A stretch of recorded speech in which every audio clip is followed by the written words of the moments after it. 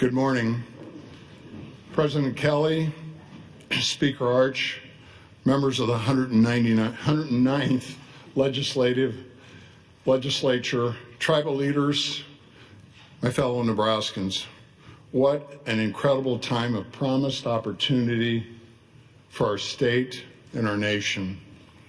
What a tremendous moment for those of us who've been blessed with the privilege to serve our fellow citizens in public office. I'm as grateful today for that privilege as I was 2 years ago when I stood in this chamber and swore to uphold the Constitution. And I am more invigorated than ever before.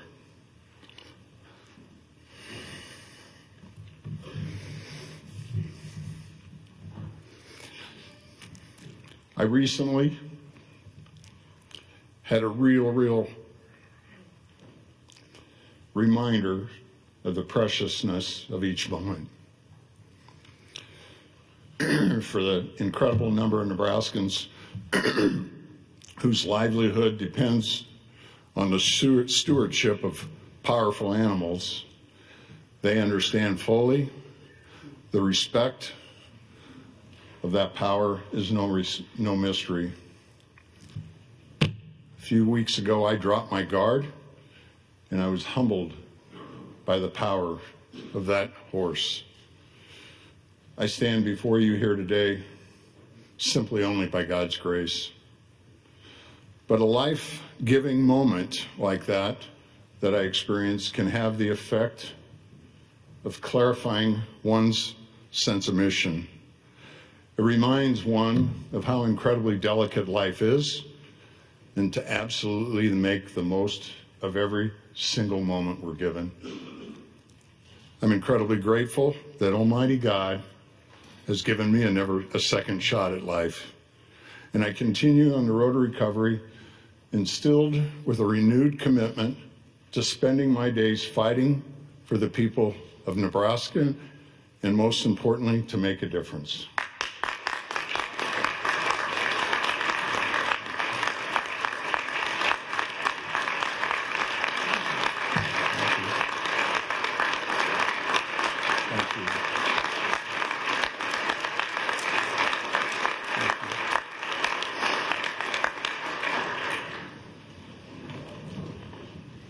I'm incredibly grateful, not many words to use that I can find to express my gratitude and love for Suzanne, for her constant love and care. And I'm unbelievably grateful the outpouring and support of so many Nebraskans. And I'm especially grateful for the power of the prayers of so many, sending me the incredible gift of the Holy Spirit. And the Holy Spirit's healing me fast. Thank you. Okay, no more horsing around. To all the public servants of this room, and especially to our new senators and their families, thank you for answering the call and saying yes to public life and for taking on the burdens and sacrifice of service. The road ahead is full of long days and late nights, of time away from your loved ones, and of sometimes trying debates and disagreements. But with it comes the daily opportunity to leave the greatest place in the world even better than when we found it, for our kids and our grandbabies. If we keep their futures and the betterment of this state as our North Star, and set our own political fortunes aside, there is absolutely, positively no limit of what we can achieve here together.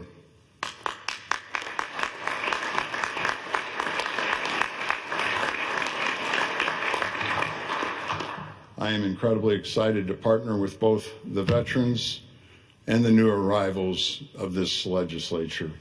And I assure you, every single moment that you serve is worth it. I'm pleased to report that the state of our state is extraordinarily strong. Our unemployment rate is among the lowest in America.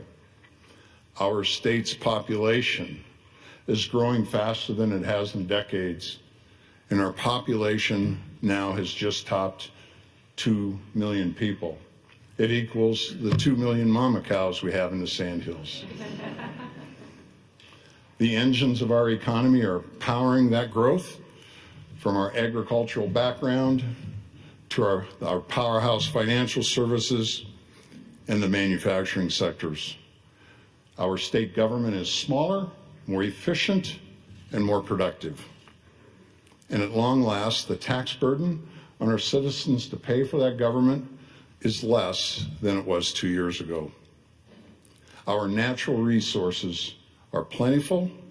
Our people are the greatest character and the hardest working of anywhere on earth, right here in Nebraska.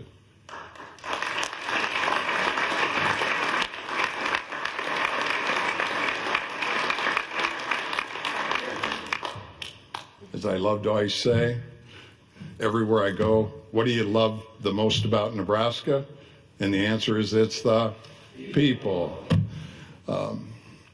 And it soon will be morning again in America with the return of a presidency and Congress committed to making this nation prosperous, secure, strong, and healthy again.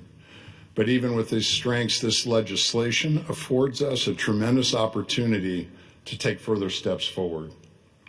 Simply put, the work of making Nebraska a low-tax state is far from over. We should remember how we got here, why our tax system is so out of whack.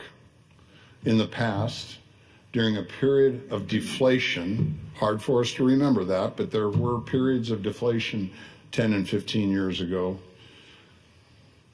our city, county, and state governments grew at an excessive rate.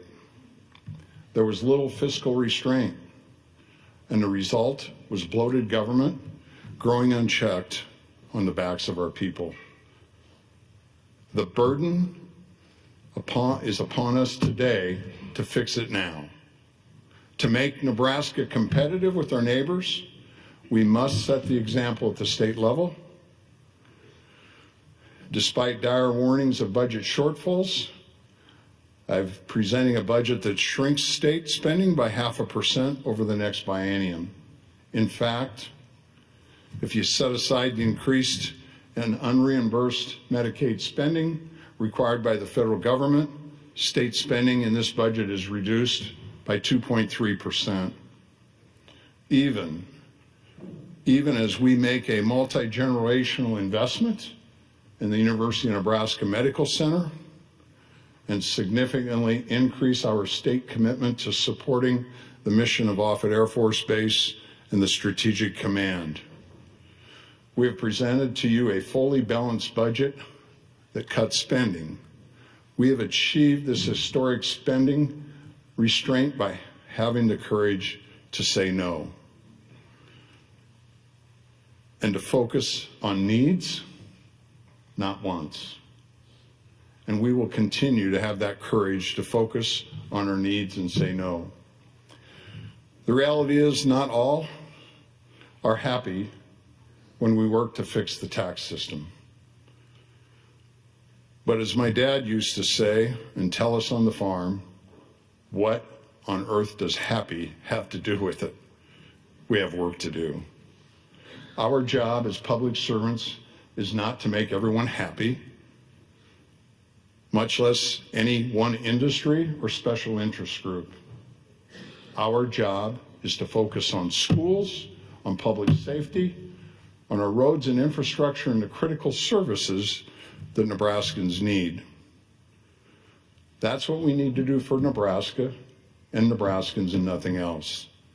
This year, we will prioritize improvements to Nebraska's school funding system. TIOSA, Nebraska's 30-year-old formula for school funding, remains broken. burdening local communities and property taxpayers in districts with limited resources, and shortchanging our kids. It would shock most Nebraskans to hear that 25 years ago, there were 226 school districts that received state aid. 24 years later, in 2024, guess what the number is? 60. That was not the intent with the original law. We are going to have the courage to make serious and lasting fixes to this system. I will establish a blue ribbon commission of experts to cut through the bureaucracy and vested special interest in our current school funding system and recommend a new model for Nebraska, which this legislature will be able to consider and adopt. And along with other technical changes to strengthen TIOSA, Senator Hughes is championing a bill that will honor the state's constitutional obligation to fund K-12 education by increasing foundation aid per student across the state, consistent with the principle that school funding should always follow the student, not the system.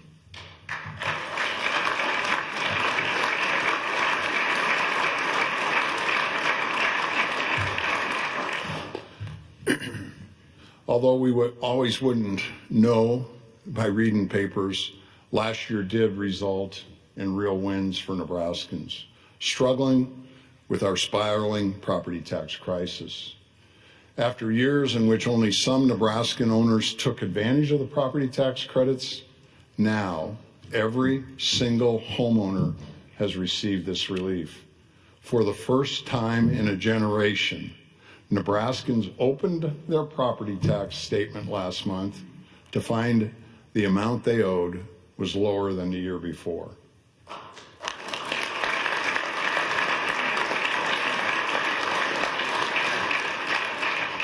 Like many of you, I've been overwhelmed by the gratitude shown by so many Nebraskans for this relief. For the first time ever, the amount of property taxes local governments can collect is capped, with common sense flexibility to allow for public safety, police, and firefighters. But the work's not done, it's just beginning, and we must do more this year. There are leaders in this body, like Senator Clements, who continue to fight to eliminate Nebraska's death tax. By making common sense adjustments to our tax code and making it more competitive with other states, we will invest $200 million more dollars into Nebraska's property tax credit fund. From Harrison to Omaha, Nebraskans of all stripes have recognized how out of whack our property taxes are, and they become what a burden they put on families, communities, and our ability to grow. They expect us to continue to work to solve it, and I know we will. To shrink government, we must eliminate its obsolete parts. And as I love to say, there's a lot of closets that we need to clean out. Over the years, we have created far too many boards and commissions. Many have missions that are duplicative of those of other government agencies, or which have grown simply outdated over time. All add regulatory power or more government where none is needed, especially at a time when we must tighten our belt and treat every nickel like manhole covers. We must continually assess which parts of government are still of use to the people. The clock ran out on these efforts last session, but we must right-size our boards and commissions with a common sense, bipartisan bill that will eliminate or consolidate dozens of them. Speaker Arch has reintroduced a bill that will do just that. I'm grateful for his leadership for this important issue, and I look forward to signing it into law.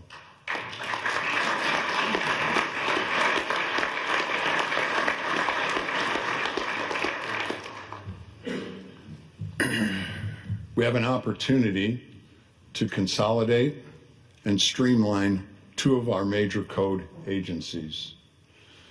Water is the lifeblood of Nebraska. And what we do to protect our quantity and to improve our quality of water, I believe, will be our legacy. Through both our vast system of surface waterways and our treasured pot of gold, the Ogallala Aquifer, we have a natural hedge against drought and therefore a God-given foundation for our agriculture and the industrial economy to weather it through the toughest of times. State government bifurcates its management of this through this resource through two separate departments, the Department of Environment and Energy and the Department of Natural Resources. By doing so, we needlessly divide our focus on water quality and quantity, and given the interrelatedness of these two things, this just simply doesn't make any sense. Further, it places us, Nebraska, out of step with our neighbors and uncompetitive with the majority of our fellow states.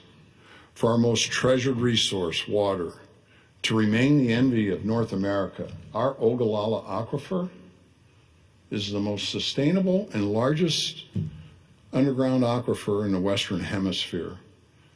To remain the envy of the Western Hemisphere for the next 7 generations, a new model of stewardship is needed.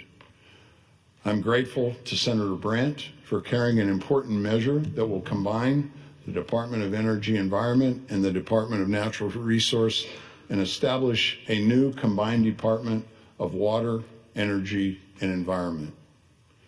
It will save costs, it will eliminate duplicative overhead, and it will streamline the mission of stewarding and protecting our natural resources and environment, and enhance collaboration between our people as well. We have begun to work on consolidating of all the important work of these two agencies under unified leadership, and I look forward to working with you to carry that work to its completion. Now, more than ever, it's vital that our state speaks with a unified voice on the national stage. For 3 decades, under current allocation of electoral college votes by congressional district, we have divided our voice and diminished our impact in presidential elections. Not one of our fellow states, except for one, has followed down this path. Now is the time to fix it. And I thank Senator Lippincott for his leadership and giving it the priority it deserves. With no presidential election around the corner, there's no better time than now to dispassionately deliver on the will of the majority of the people of this state, to honor our constitutional founding and unify our voice in our most important exercise of democracy. I call on this body to end this 30-year experiment and pass winner-take-all this legislative session.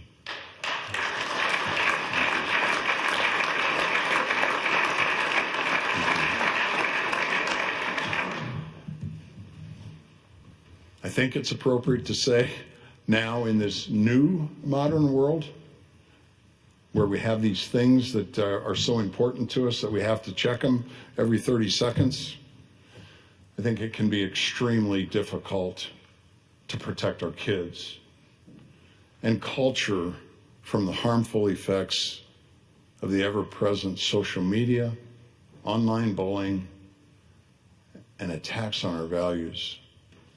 Every parent knows firsthand the worry of what their kids are being exposed to online and on screens. I believe here in Nebraska, we need to level the playing field between parents and the big tech giants. I'm grateful to Senator Sanders, Senator Hardin, Senator Bozen, and Senator Storer for introducing a package of bills to protect our children from the harms of social media ban phones in classrooms, and fix our child pornography laws to include AI-generated images. Think about this. We protect our kids from tobacco. We protect our kids from alcohol. We protect our kids from tattoos until certain ages. And we even restrict the age of when kids can work. Do you think we should take that one up too? There's no reason why we should not protect their mental health from the damage caused by social media too. We must protect our kids, and especially our daughters and granddaughters, in other ways. In a world where common sense has become uncommon, it remains our North Star here in Nebraska. It's hard to understand. A small minority of people believe it's acceptable to allow biological boys to share bathrooms, locker rooms, playing fields with girls. This is unfair, unconscionable, and a recipe for predatory behavior. Senator Kauth has brought back a new and improved Stand With Women Act, which will make sure that women's spaces are protected for women. I don't want my granddaughters that are sitting up there in the first row, for that matter, sharing a locker room with boys. And I don't want them competing against boys. And I know the overwhelming majority of Nebraskans agree. Pass the Stand for Women Act to my desk so we can protect common sense and young girls here in Nebraska.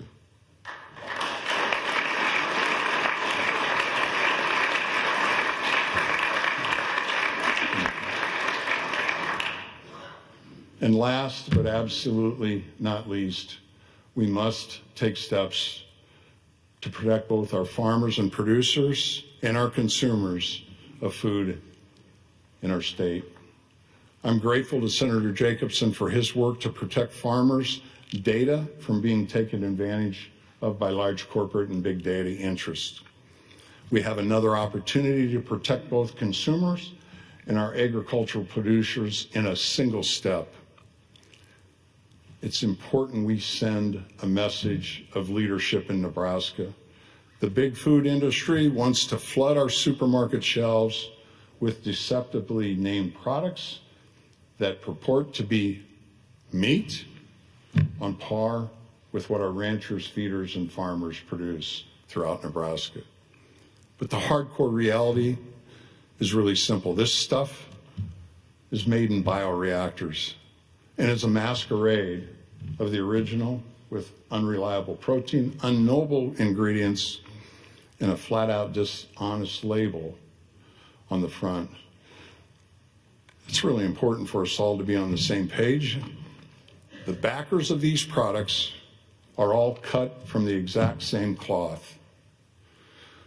They are anti-farmer activists who are the modern-day Trojan horse that wants to put our agricultural producers and everything tied to agriculture out of business. It's really, really important that all of us recognize that. I will never stop fighting for Nebraska's farmers and ranchers. And I stand, thank you.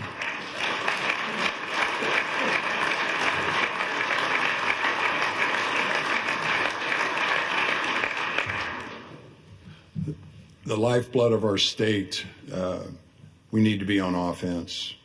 And I stand with Senator DeKay, who has introduced a strong bill to beef up our consumer protections and false labeling laws to eliminate these dishonest practices from Nebraska's grocery shelves. Last year, Nebraskans, what we experienced was unbelievable. Countless examples of public service in its purest form. In 2024 was a year where we felt the wrath of Mother Nature time and time and time again. Record blizzards, raging wildfires, torrential floods, and extraordinary vicious tornadoes. It set the stage for a record 11 declared emergencies last year, throughout the year. Many Nebraskans experienced the worst day of their lives, with their homes destroyed, their families in peril, and their futures incredibly uncertain. But here's the awesome thing. In the darkest moments, the people of our state were at their best. Nebraskans. Helping Nebraskans.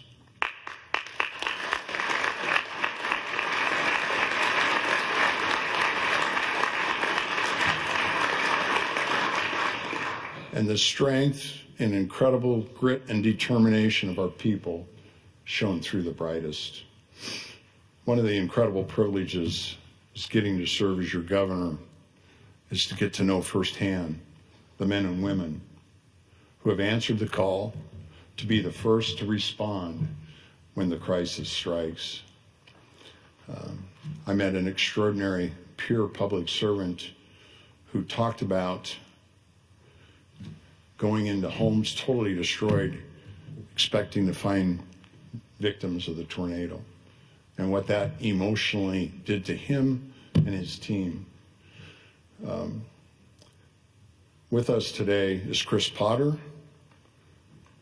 Chief of the Kennard Volunteer Fire Department from Washington County, whose fire and EMS responders were there for the community moments after the deadly tornado tore through it.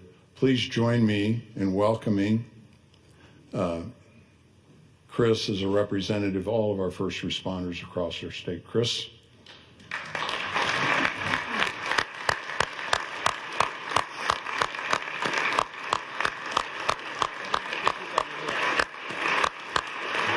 Chris is over to our right under the balcony. Thank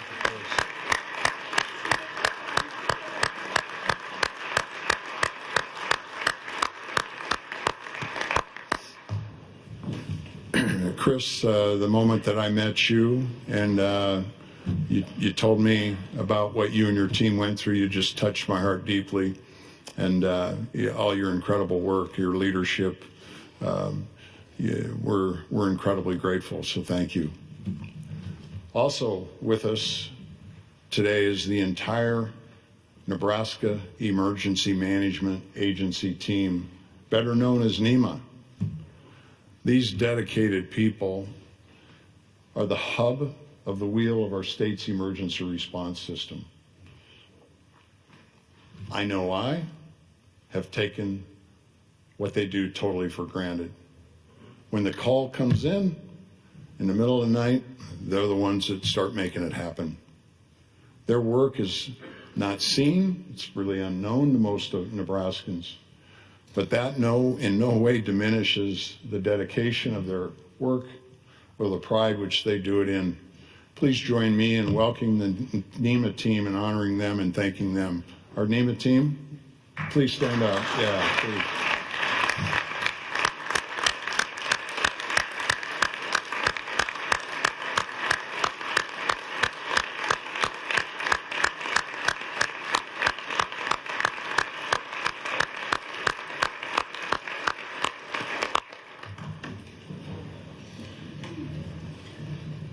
I'm getting there. Many important issues will consume our focus throughout this legislative session. I pledge to you that we will be your partner throughout it all. Thank you from the bottom of my heart for everyone stepping up and answering the call of public service. And it's really important that we thank your families. May God bless you, and may God bless the people of the greatest state in the history of civilization, Nebraska. Thank you for the privilege.